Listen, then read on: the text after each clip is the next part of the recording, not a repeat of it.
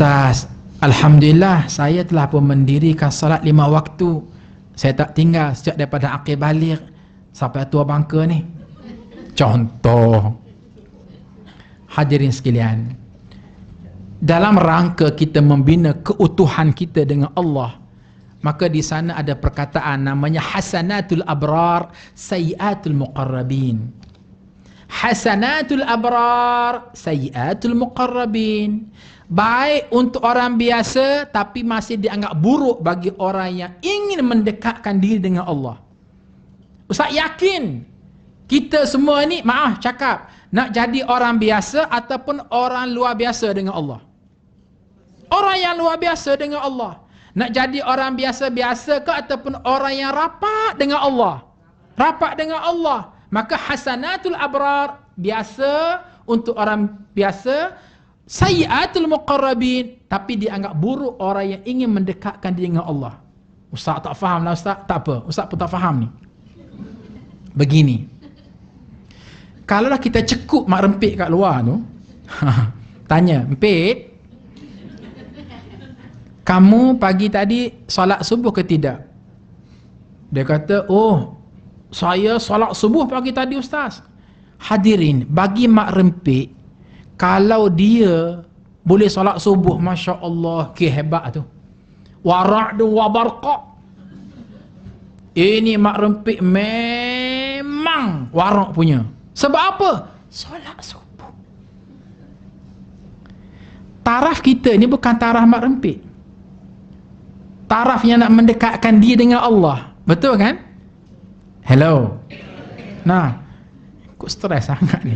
Nah, jadi kalau sekadar boleh solat subuh 2 rakaat, itu bukan hebat tau. Itu taraf mak rempit yang dia rasa hebat gara-gara dia boleh solat subuh 2 rakaat. Taraf kita yang nak mendekatkan diri dengan Allah bukan solat subuh 2 rakaat, tetapi kita boleh solat qabliyah subuh 2 rakaat. Nah, nak harap kepada mak rempit solat qabliyah subuh 2 rakaat. Oi, solat subuh ni pun puas bersilat nak buat.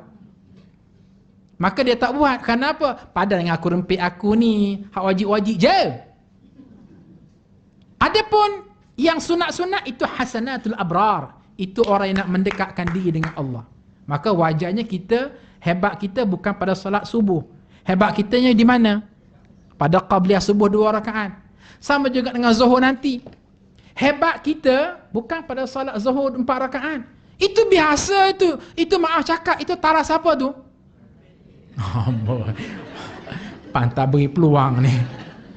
Ya, itu taraf mak rempit. Bayangkan kalau mak rempit boleh solat zuhur 4 rakaat, ya Allah,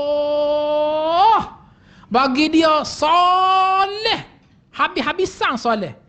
Tapi bagi kita orang agamawan, orang yang sentiasa datang kuliah, sentiasa nak dekat dengan Allah, kalau sekadar solat zuhur 4 rakaat, itu biasa ke luar biasa?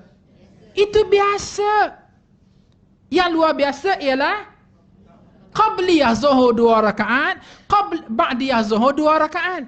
Hadirin, itu pun maaf cakap masih lagi biasa.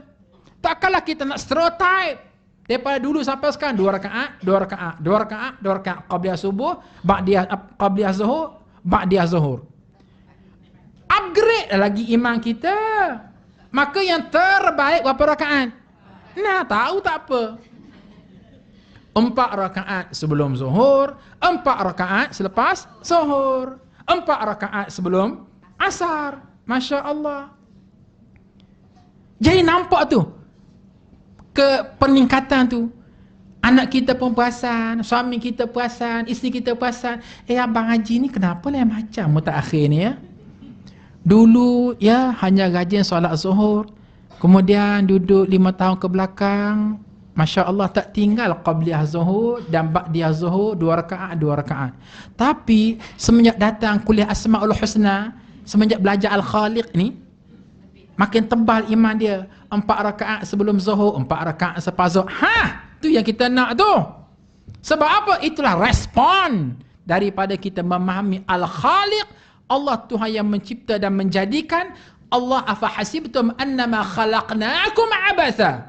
Allah bukan jadikan itu abatha, sia-sia. Adanya give and take, adanya supply and demand. Di sebalik kejadian yang aku buat itu dan ini, ada benda aku demand. Apa dia? Ibadah, ibadah, ibadah. Dan fundamental ibadah, dahi mencecah ke lantai. Namanya salat.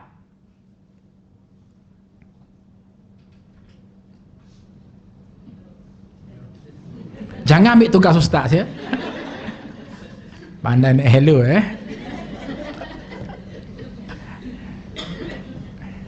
Maka 4 rakaat sebelum dah kuliah jangan stres. 4 kuliah, 4 zuhur, 4 rakaat selepas zuhur. Ustaz pun tak apa cakap ni. 4 rakaat sebelum asar, kemudian 4 rakaat selepas maghrib, kemudian 2 rakaat sebelum isyak, 2 rakaat selepas isyak, baru nampak solid. Tak cukup, kukuhkan lagi dengan 2 solat sunat yang sangat digemari oleh Allah. Apa dia? Tahajud dan juga solat duha. Bila kita lazimi benda tu, lazimi ni maksudnya kita boleh buat sampai lumat. Lazimi maknanya kalau kita buat kita tekilan. Selama ni maaf cakap, kita maybe akan tekilan kalau kita ni bangun pagi tertinggal solat subuh. Ya Allah, tekilannya aku. Bangun pagi tengok jam pukul 8 tak sedar sungguh. Tekilan tak solat subuh kan? Baik. Sekarang kita bukan tekilan gara-gara tak solat subuh. Tapi kita tekilan gara-gara meninggalkan solat sunat rawatib. Kita tekilan gara-gara tinggal solat tahajud, tinggal solat witir, sehingga tinggal solat duha. Bila kita angkat maqam kita tahap itu, bermakna kita menjuai maksud Allah Al-Khaliq. Tahu apa yang Allah nak, yang Allah nak di sebalik maksud Al-Khaliq. Masya Allah.